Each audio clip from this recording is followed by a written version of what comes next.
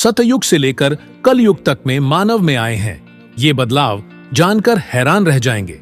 आप ये रहस्यमय बात जानने से पहले आपसे एक छोटी सी रिक्वेस्ट है कि हमारी वीडियो को लाइक करके चैनल को सब्सक्राइब जरूर करें, ताकि आपको ऐसी ही रहस्यमय बातें बताते रहे। चारों युगों में मनुष्य के व्यवहार से लेकर उसकी शारीरिक संरचना में कुछ मूलभूत बदलाव आए हैं। साथ ही शास्त्रों में यह भी वर्णन मिलता है कि कल युग में पाप अपने चरम पर होगा।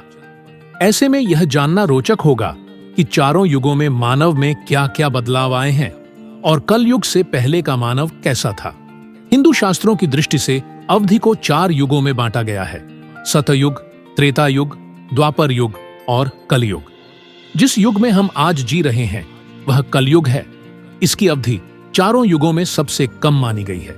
इसके हर युग की अवधि में भी बदलाव आए और आने वाली हर अवधि पहले की युग की अवधि से छोटी होती गई।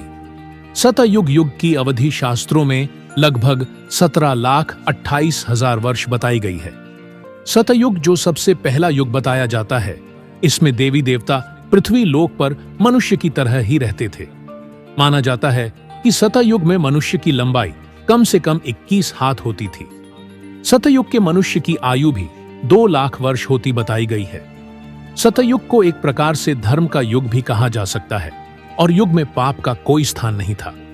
इस युग में भगवान विष्णु के 4 अवतार हुए: मत्स्य, कच्छप, वराह और नरसिंह। शास्त्रों में त्रेता युग की अवधि लगभग 12,28,000 बताई गई है। इस युग में भगवान श्री राम के रूप में भगवान विष्णु ने धरती पर अवतार लिया और रावण का वध किया। साथ ही इस युग में मनुष्य की आयु लगभग 10,000 वर्ष होती थी और मनुष्य की लंबाई 21 फीट होती थी। राम के अलावा वामन अवतार, परशुराम के अवतार भी इसी युग में हुए हैं। शास्त्रों में बताया गया है कि द्वापर युग की अवधि लगभग 8,64,000 है। इस युग में भगवान विष्णु के अवतार श्री कृष्ण ने धरती पर जन्म लेकर कई लीलाएं की रची और कंस का संहार किया। इस युग में मनुष्य की आयु लगभग 1,000 वर्ष बताई गई है। वहीं मनुष्य की लंबाई 11 फीट हुआ करती थी। कलयुग वर्तमान में अंतिम युग अर्थात कलयुग चल रहा है, जिसकी अवधि तीनों युगों में सबसे कम यानी 4,32,000 वर्ष है। इस युग में मनुष्य की आयु लगभग 100 वर्ष बताई गई है। इसके साथ ही मनुष्य की औसत लंबाई लगभग 5 से 6 फीट तक ही रह गई है।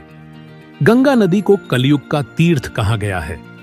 इसके साथ ही इस युग में पाप की मात्रा सबसे अधिक है। साथ ही शास्त्रों में बताया गया है कि इस युग में कल की अवतार का जन्म होगा, जो अधर्म का नाश करके पुनः धर्म की स्थापना करेंगे।